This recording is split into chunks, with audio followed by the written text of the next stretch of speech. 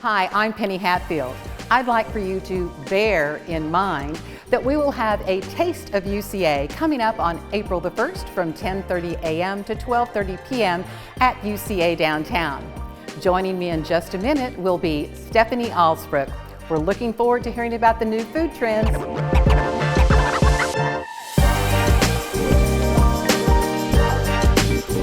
I'm with Stephanie Alsbrook, and Stephanie, I'd like for you to introduce yourself and talk about yourself a little. Tell us, where you work, all those kinds of things. Sure.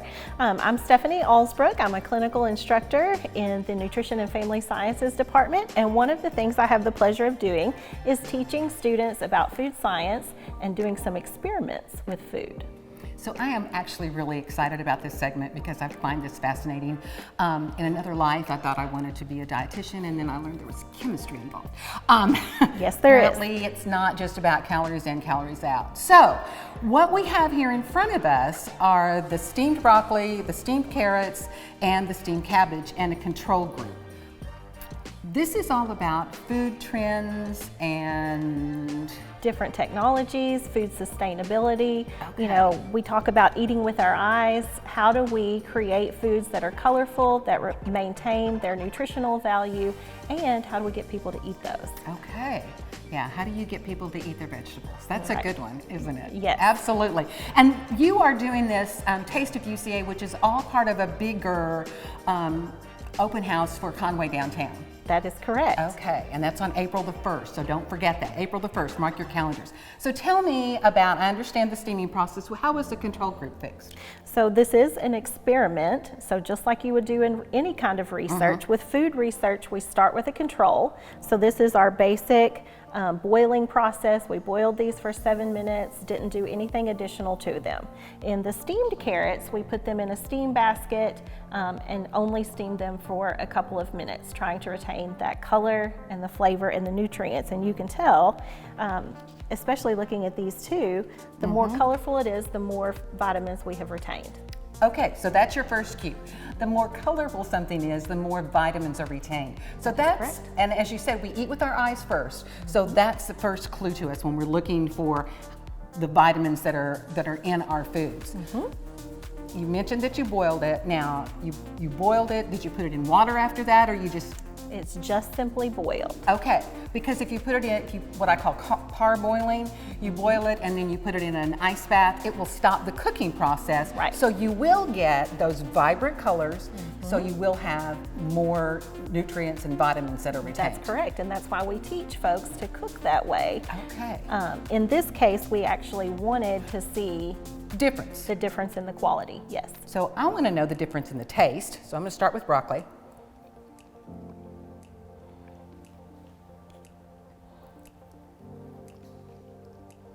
I can't tell a big difference in the taste. Honestly, a little bit, but not a big difference. And what I can see is that there's a big because I don't see as much difference in the broccoli, but I can see a big difference in the cabbage.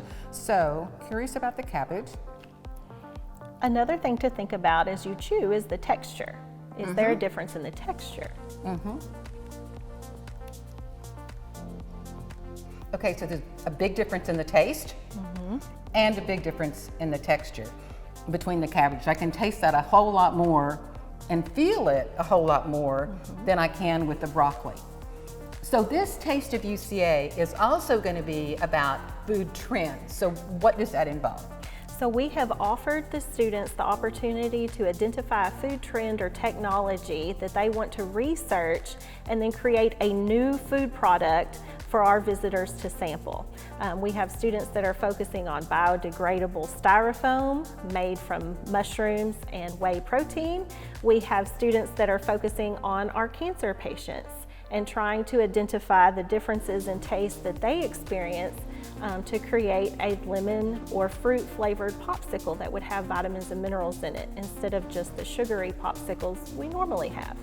Oh, okay. So I want to say no way so bad, but the mushroom and whey product, the biodegradable styrofoam.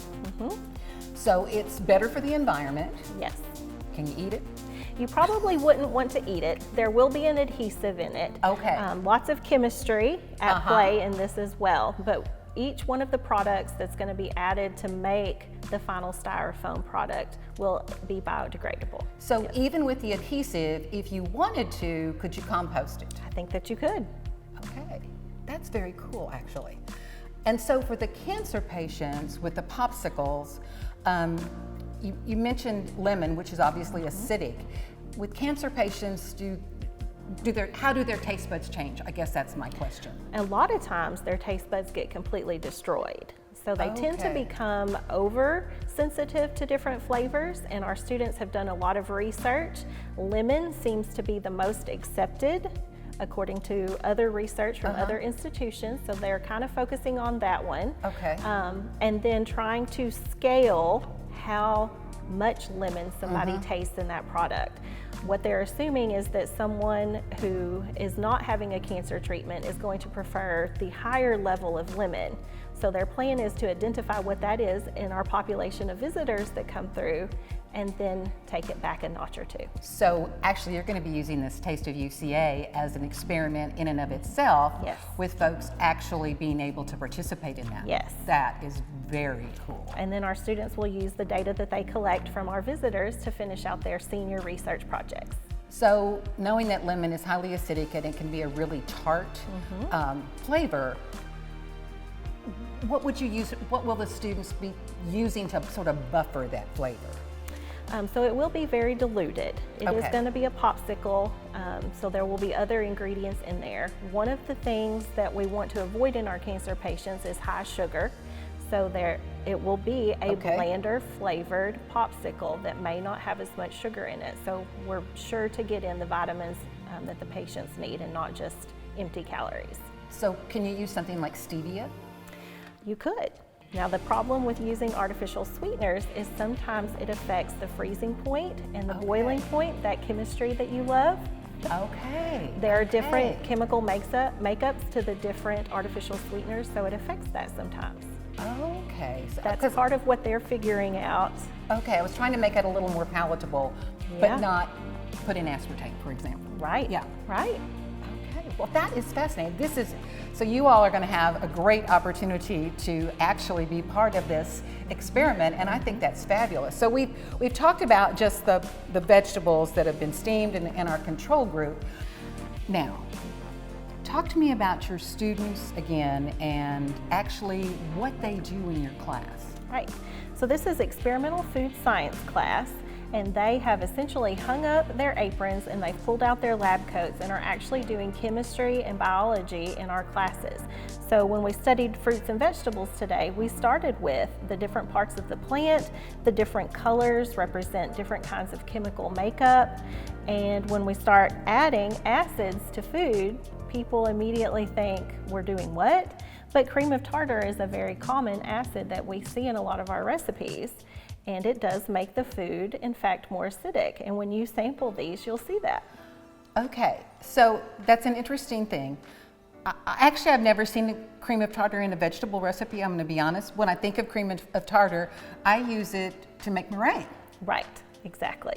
But I'm assuming, and maybe I shouldn't, but that lemon juice or vinegar would have the same, because those are both acidic, would have the same kind of reaction with vegetables, and I do use those things. Yes. The other thing to think about in experimental foods is we're not always trying to make a perfectly tasty product. We're trying to figure out what the taste and flavor ratios are that we're looking for and how to measure those. So in this case, with the acidity, even though we might not normally put cream of tartar in our vegetables, it gives the students a sense of how that chemistry changes the flavor of foods. It's not terrible, but I can definitely taste the acidity, and you can see the difference in color, which is dramatic. I think dramatic. Right, it is. It's gone from that vibrant purple to kind of a pinkish, I guess, some form of pink. And again, like I said, it's not terrible. I don't think it's the worst thing I've ever eaten. Okay, good. It's not terrible, but it is interesting how those things affect both flavor and appearance. And down here, this is where the microwave stuff is. So to me, there's not a lot of difference in that between these and our first group down there. Right.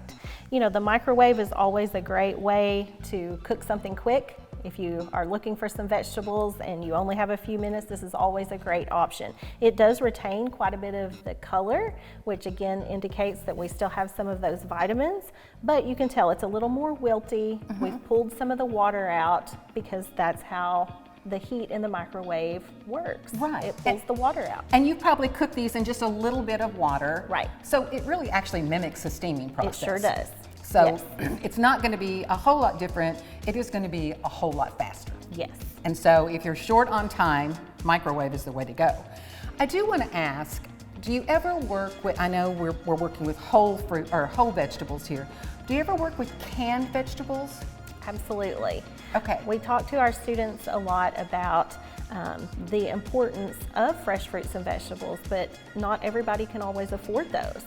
And so we teach budgeting and talk about the canned vegetables still being healthy options for you, especially if you're picking out those that are low in sodium or have no added salt.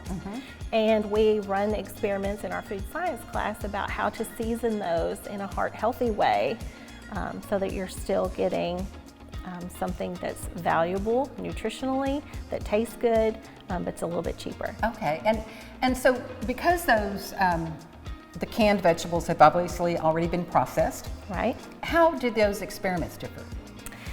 Usually texture is our biggest downfall with Okay. canned products.